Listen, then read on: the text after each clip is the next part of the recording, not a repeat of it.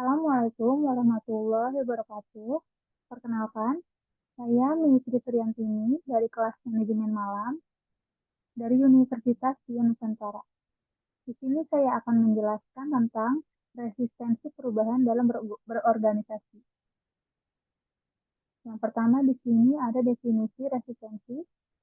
Menurut Michel Hart dan Antonio Negri, resistensi adalah sebuah fenomena sosial di mana kelompok yang dirugikan melakukan perlawanan terhadap kelompok yang merugikannya. Yang kedua, menurut James Cheswood, resistensi adalah segala tindakan yang dilakukan oleh masyarakat kelas bawah terhadap masyarakat kelas atas dengan maksud menolak sebuah tuntutan yang memberatkan mereka. Yang ketiga, ini ada bentuk-bentuk dari resistensi. Yang pertama, resistensi terbuka, yaitu bentuk resistensi yang biasanya ditandai dengan adanya tindakan kekerasan, keramaian, atau huru-hara.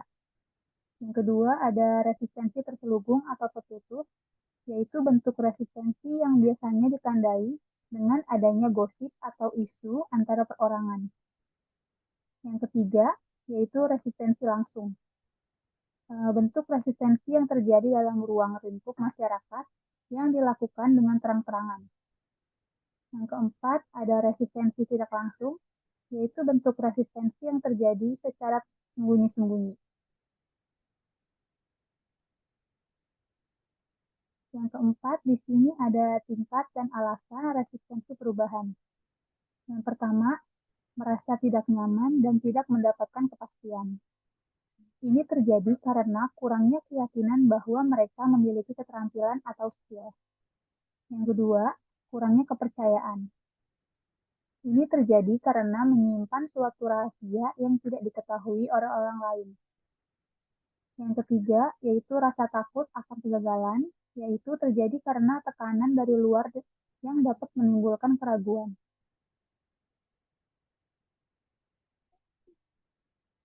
Yang kelima, di sini ada resistensi individu versus organisasi.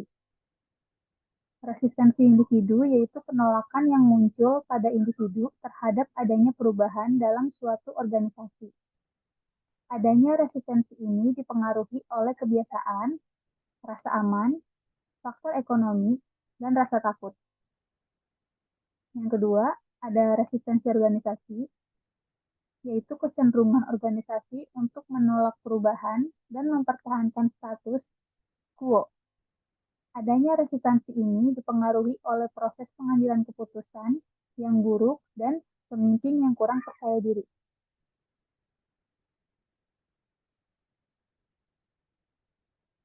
Yang keenam, ada tingkatan resistensi di tempat kerja. Tingkat resistensi ada dua. Yang pertama, dari penerimaan hingga resistensi aktif, yaitu berbagai tingkatan resistensi di tempat kerja. Yang kedua, penyebab resistensi, ketidaksukaan terhadap perubahan, ketakutan akan hal yang tidak diketahui, kurangnya kepercayaan, dan lain-lainnya. Yang kedua, ada perbedaan resistensi terbuka dan terselubung. Resistensi terbuka manifestasi terang-terangan dari ketidaksetujuan terhadap perubahan. Yang kedua, resistensi terselubung, tidak terorganisir, tidak sistematis, dan tidak individual.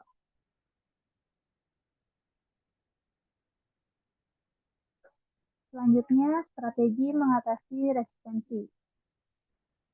Yang pertama ada mendemonstrasikan nilai perubahan, yaitu pendidikan dan pelatihan, membuktikan manfaat perubahan melalui pendidikan dan pelatihan.